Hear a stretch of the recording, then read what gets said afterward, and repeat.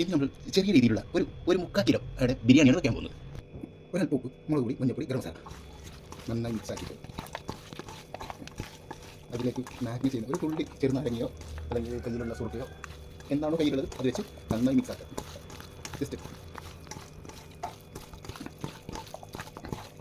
സുറുക്കിയാണ് വെച്ചത്.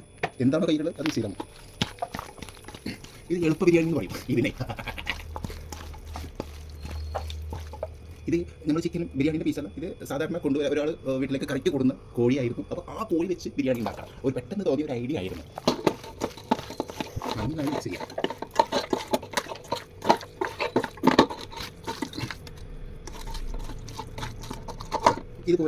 ഇതേപോലെ എടുത്ത് പീസൽ ഏറ്റവും മുകളിൽ എടുത്തു വെക്കും. അരി ഇത്രയേ ഉണ്ടായിരുന്നുള്ളൂ. ഈ അരി വെച്ചിട്ടാണ് ഞാൻ ഇന്ന് ബിരിയാണി എടുത്തത്. പാട്ടിൽ ഇത്ര ബാക്കി വന്നതാണ്. പെരുന്നാളിന് വാങ്ങിയ അരിയുടെ ബാലൻസ് ആണിത്.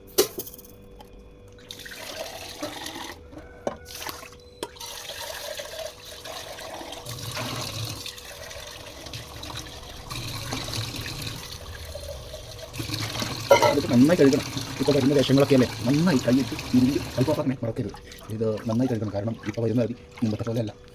1, 2, 3 വട്ടം കഴുകിയാൽ കളർ മാറുന്നേ ഇല്ല. എത്ര പ്രാവശ്യം കഴുകിയാലും ഇതിനൊരു മാറ്റം കിട്ടുന്നില്ല. നോക്കിയാൽ ആദ്യം കഴുകിയതിനെക്കാട്ടി പിന്നെയും അതേ കളർ. അപ്പോൾ ഒരു 4 പ്രാവശ്യം മിനിമം. ഇനിയിപ്പോൾ ചൂടുവെള്ളത്തിൽ കഴുകാൻ വിചാരിച്ചാലോ അത് നടക്കില്ല. അതിന് എന്ത് കളി ചൂട് പച്ചവെള്ളത്തിൽ കഴിയാൻ മതി. ചിക്കൻ മസാലയ്ക്കുള്ള പച്ചമുളക്, ഒരു 2 പീസ് ഇഞ്ചി, ഒരു 4-5 10 വെളുത്തുള്ളി, ഇത് ഒന്നിച്ചിടുക. ഇത് ഇടുമ്പോൾ ഇത് ഇട്ട ശേഷം ഇതിലേക്ക് തന്നെ കുറച്ച് കറിവേപ്പിലയും മല്ലിച്ചപ്പ് ആഡ് ചെയ്യുന്ന ഒരു സുഖമുണ്ട്. ഇത്ര കറിവേപ്പില ഒരു പിടി ഇടുക. ചിലക്കറിയില്ല അതിനാൾ ഇത്ര മല്ലിച്ചപ്പ് ഇത്രയും ചപ്പിട്ട് മുടി വെച്ച് മിക്സി മേശോറത്തിലേക്ക് അങ്ങോട്ടും ഇങ്ങോട്ടും ആടുട്ടാ. വെള്ളം ചേർക്കുന്നത് അടിച്ചോ. തക്കാളി ഉള്ളി വാട്ടാൻ പോകാം. ആദ്യം ചട്ടിയിലേക്ക് എണ്ണ വെച്ചാൽ ഞാൻ നേരത്തെ പറഞ്ഞിട്ടുണ്ട് ഇതൊരു സിമ്പിൾ ബിരിയാണി, ഉള്ള പെരുന്നാളിൽ ബാക്കി വന്ന അരി കൊണ്ട് ഉണ്ടാക്കിയ ബിരിയാണി. അപ്പോൾ ഇതൊക്കെ എന്താണോ ഉള്ളത് വെച്ചിട്ടുള്ള ബിരിയാണി. അപ്പോൾ നോക്കാം. അപ്പോൾ ഞാനിതിലേക്ക് എണ്ണ വെച്ചിട്ടുണ്ട് സവാള ഇടാൻ പോകാം. ഇത്രയും സവാള എന്തിനാണെന്ന് നിങ്ങൾ ചോദിക്കും. ഇത് ബാക്കി വരുമ്പോൾ വളരെ കുറച്ചായി മാറും. അതിനനുസരിച്ച് ഓരോ തരും കേട്ടോ. ഇത്ര മതി.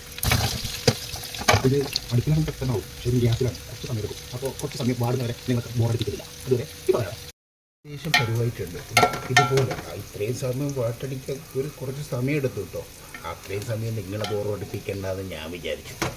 ഇതുപോലെ ഏകദേശം ബ്രൗൺ കളർ വരെ വരുന്നത് വരെ നന്നായി ഇളക്കി കൊടുത്ത് അതിനെ ബ്രൗൺ കളർ ആക്കിയെടുക്കണം. ബ്രൗൺ കളറായി എന്ന് ഉറപ്പ്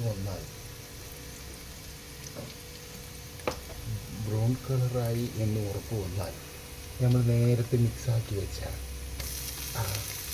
പച്ചമുളകും മല്ലിച്ചപ്പും കറിവേപ്പിലയും പച്ചമുളകും ഇഞ്ചിയും ചതച്ച് എല്ലാം അതിലേക്കാണ്ട് ഇട്ട് കൊടുക്കുക. നന്നായി ഇളക്കി കൊടുക്കുമ്പോൾ നല്ല കട്ടിയുണ്ടാവും. അപ്പോഴാണ് നമ്മളെ അതിന് പറ്റിയൊരു സാധനം നമ്മൾ ചേർക്കേണ്ടത്.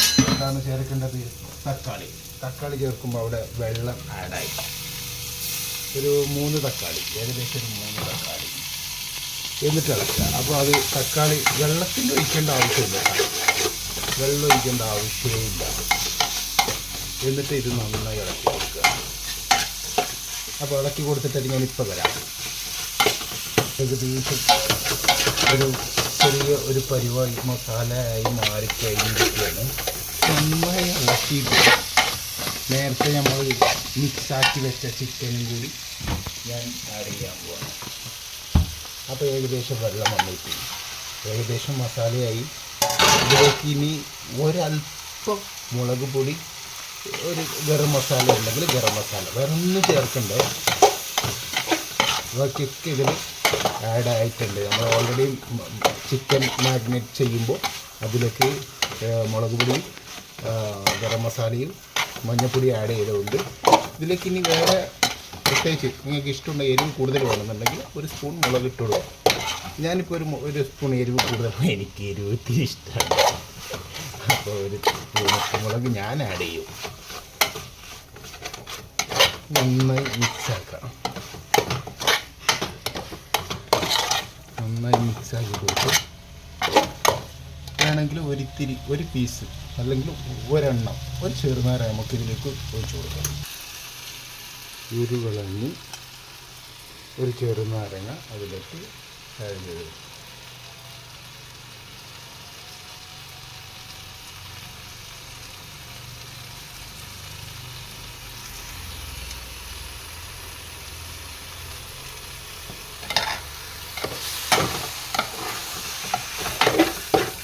ഇതുവരെ കത്തിയത് സ്പീഡ് ഇതിലാണെങ്കിൽ അതിനെ ഒന്ന് സ്ലോ ആക്കി കൊടുക്കുക.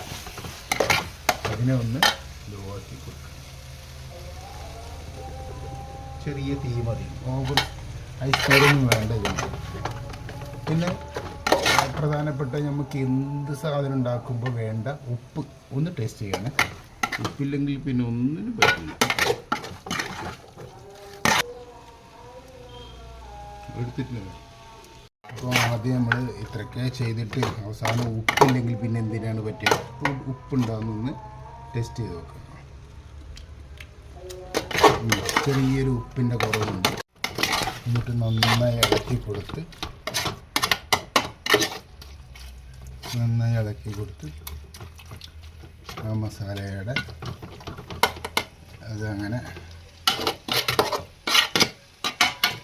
അതവിടെ അങ്ങനെ ജസ്റ്റ് ചോറിലോട്ട് അങ്ങോട്ട് പോയാലോ. ഒരു ചട്ടി വെക്കാം, അത് നല്ല സ്പീഡിലേക്ക് കത്തിക്കോട്ടെ. നെയ്യ് പ്രത്യേകിച്ച് വാങ്ങണമൊന്നുമില്ല, പകുതിയില്ല നെയ്യ്. എൻ്റെ അടുത്ത് ഇപ്പോൾ നെയ്യ് ഓൾറെഡി ഉണ്ട്. അപ്പോൾ ആ നെയ്യ് ഇടാൻ നോക്കാം നമുക്ക്. ഇവിടെ ഉണ്ടായ ഉള്ളി, ഒരു പീസ് തക്കാളി, നേരത്തെ മസാലയിലേക്ക് ഇട്ട ഒരു തക്കാളീൻ്റെ ഒരു പീസ് ഉണ്ടായിരുന്നു അത്, അതുപോലെ നമ്മളെ ഇല, ഒരു പട്ട, ഇതും കൂടി മിക്സാക്കി ഇതേ പെരുന്നാളിന് കൂടുന്ന സാധനത്തിൽ ഇത് മാത്രമേ ബാലൻസ്, അത് മാത്രമേ ഉണ്ടായിട്ടുള്ളൂ. അത് മതി, നമുക്കിത് മതി. കറിവേപ്പില ഇപ്പോൾ സ്റ്റോക്കുണ്ട്, അപ്പോൾ അതും കൂടി ആഡ് ചെയ്യാം.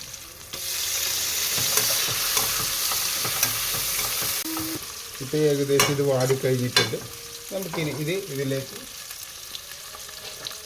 വെള്ളം ഇതിലേക്ക് ആഡ് ചെയ്യാം. 1.5 കപ്പ് 3/4 കപ്പല്ലേ അരി എടുക്കുക, അതിന് കണക്കായിട്ട് വെള്ളം ഒഴിച്ച് കൊടുക്കാം. ഇനി ഒന്ന് ചൂടായിക്കോട്ടെ.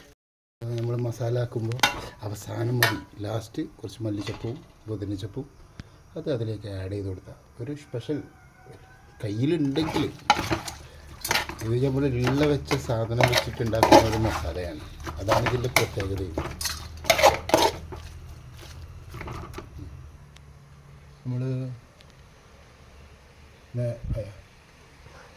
നേരത്തെ മസാലയിലേക്ക് പിന്നെ ചെറുനാരങ്ങ വേസ്റ്റ് ആക്കണ്ട, ഈ ചോറിലേക്ക് ഇട്ട് കൊടുക്കുക, അത്രയേ ഉള്ളൂ. That's all. അപ്പോൾ നിങ്ങൾ ചോദിക്കും എന്തിനാണ് ഈ ചെറുനാരങ്ങൻ്റെ പീസ് വെറുതെ ഇട്ടത്? അത് ഒട്ടിപ്പിടിക്കാതിരിക്കാൻ വേണ്ടിയിട്ടാണ്. ഒട്ടിപ്പിടിക്കാതിരിക്കാനേ അല്ല, തിളച്ച് തുടങ്ങിയാൽ ഇവിടെ നമ്മൾ പ്രത്യേകം ശ്രദ്ധിക്കേണ്ട ഒരു കാര്യമുണ്ട്. ഇതിങ്ങനെ ജസ്റ്റ് ഒന്ന് ഇളക്കി ഉപ്പ് ഉണ്ടാകാൻ നോക്കണം. ഉപ്പ് ഒരല്പം ഈ വെള്ളത്തിൽ കാട്ടിയും കുറച്ച് മുങ്ങിട്ട് നിൽക്കണം ഉപ്പ്. അപ്പോൾ ഉപ്പ് ചെറിയൊരു കുറവുണ്ട്, അതിലേക്ക് ഞാൻ കുറച്ച് ഉപ്പിടാൻ പോവാണ്. ഉപ്പിട്ട് കുറച്ച് കുറവുള്ളൂ കേട്ടോ, കുറവുള്ളത് ഇട്ടേ പറ്റൂ. വെള്ളം തിളച്ചില്ല, അരി അങ്ങോട്ട് ഇട്ട് കൊടുക്കുക.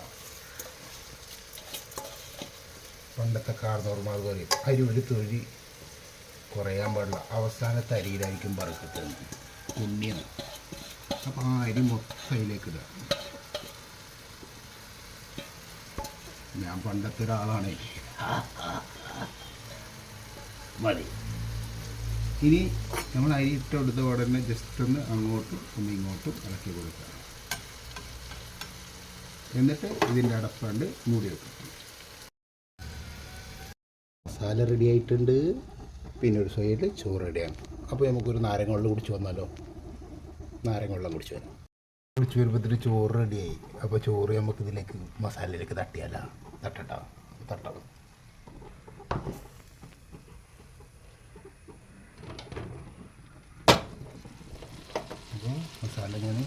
മസാലയിലേക്ക് ചോറ് തട്ടാൻ പോകട്ടെ.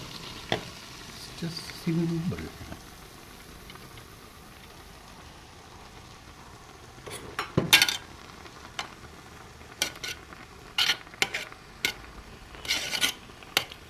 അപ്പോൾ ഇതിനെ ജസ്റ്റ് ദമ്മിനായി അടച്ചു വെച്ച് കഴിഞ്ഞാൽ നമ്മൾ ഉദ്ദേശിച്ച ബിരിയാണി റെഡി.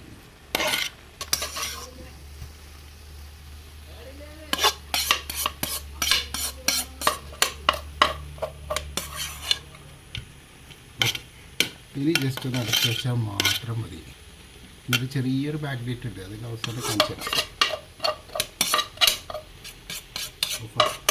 കുറച്ച് മല്ലിച്ചപ്പും പുതിനച്ചപ്പും അടച്ചു വെക്കാം. ദമ്മായി.